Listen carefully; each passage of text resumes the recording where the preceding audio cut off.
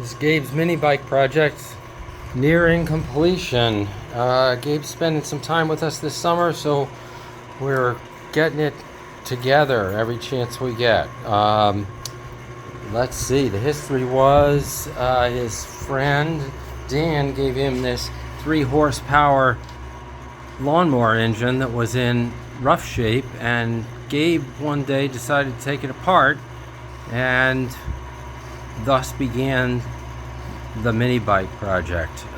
Since it was apart, we decided to get gaskets, totally rebuild it. Gabe helped every aspect. We totally tore it down. He helped hone the cylinder, lap the valves, reassemble. We had every nut, bolt, and screw apart.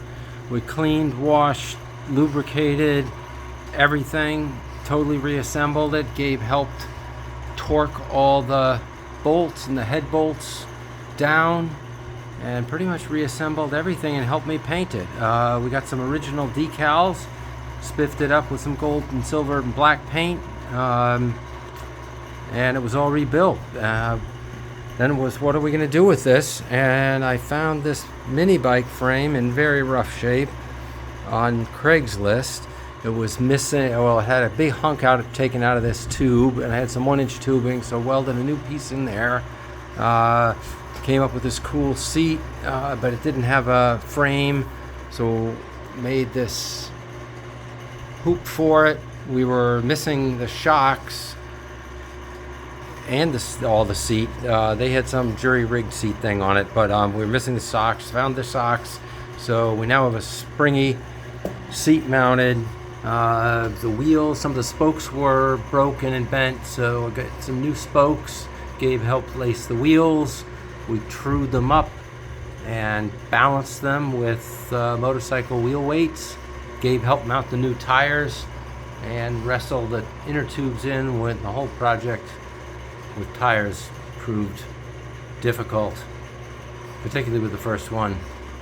Second tire went much better.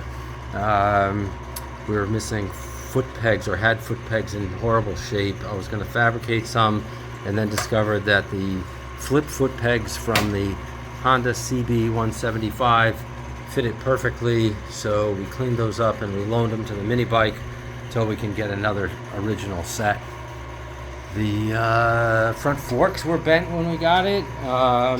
Somehow I think I cut off the bent lower part. They were bent right here, and now I'm not sure what part I welded on.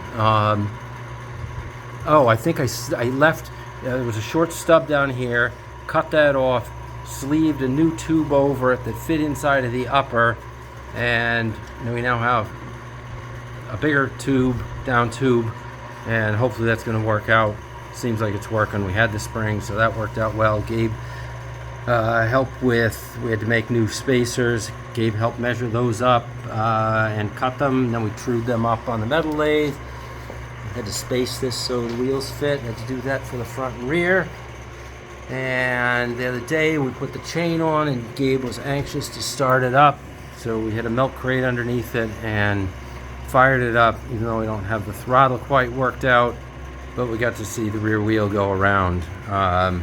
We discovered that it is a very close fit for the chain, and it slapped the frame a little bit here. So this large wheel has a lot of plus or minus. Can't really run a good tension chain.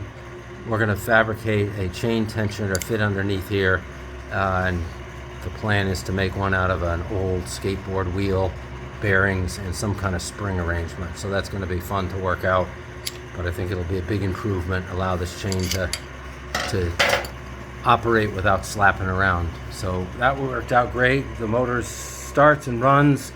We discovered that the only shutoff we've got is the old lawnmower ground, which you often get shocked if you're not careful. We decided we needed a kill switch.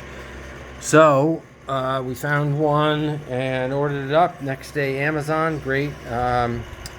And wired it up. It's got 2 wires. We had a hole in the handlebar already, and we were able to feed the wires through the handlebar, drill another hole to pop it out down here so we could concealed wires through the handlebar, ran it back along the frame to the auxiliary shut-off position.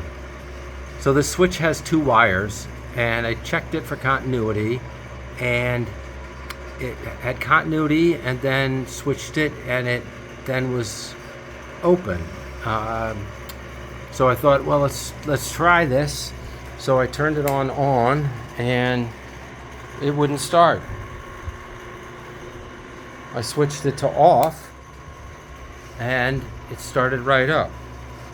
So I'm still a little puzzled because it's just 2 wires and it shouldn't matter which way they go, but just for laughs I swapped the 2 wires on the engine and we've got the same thing. So off is on and on is off, or whatever I said.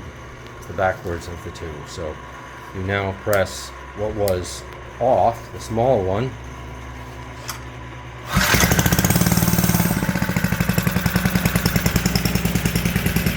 did say on. I started to erase it. Press on the big one and it goes off. Not sure whether they mislabeled it or how that happened. But that's it. A few more things to fabricate and assemble. It's ready for the road.